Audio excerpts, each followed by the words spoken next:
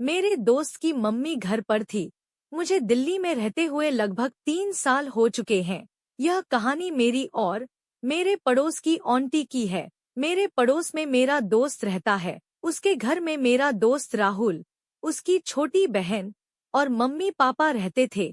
राहुल के पापा दूसरे शहर में जॉब करते थे। मैं और राहुल बहुत अच्छे दोस्त हैं। हम पड़ोसी होने की वजह से हमेशा साथ में रहते थे। राहुल मुझसे बहुत खुला हुआ था। वह मुझसे सभी तरह की बातें करता था।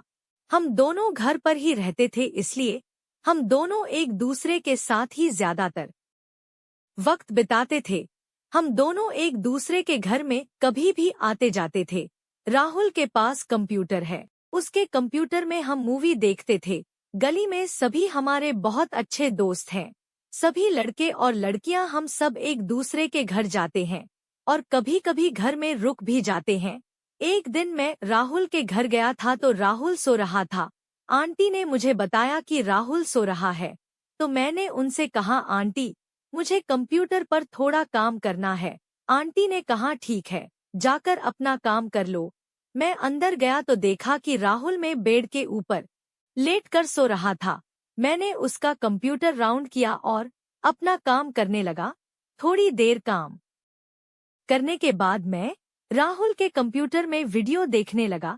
तभी किसी ने मेरे कंधे पर अपना हाथ रखा। मुझे लगा कि राहुल होगा।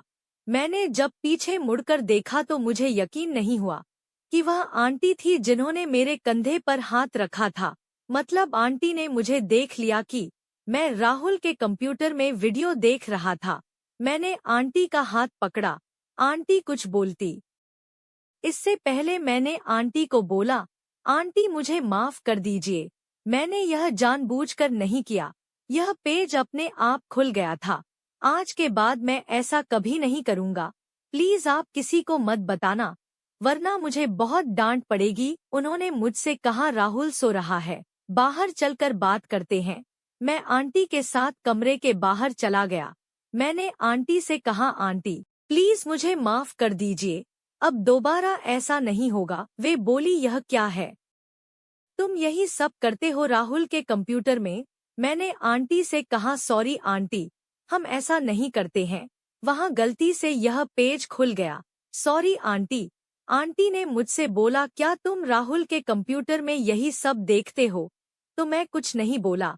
आंटी ने मुझसे फिर से पूछा, क्या राहुल भी यही सब देखता है तुम्हारे साथ? मैं तो अभी कुछ नहीं बोला। आंटी ने मुझे बैठने के लिए बोला और वे भी मेरे साथ सोफे पर बैठ गई। उन्होंने मुझसे बोला, तुम जो यह कर रहे थे, यह तुम्हारे लिए बिल्कुल सही नहीं है। तुम्हें यह सब नहीं करना चाहिए।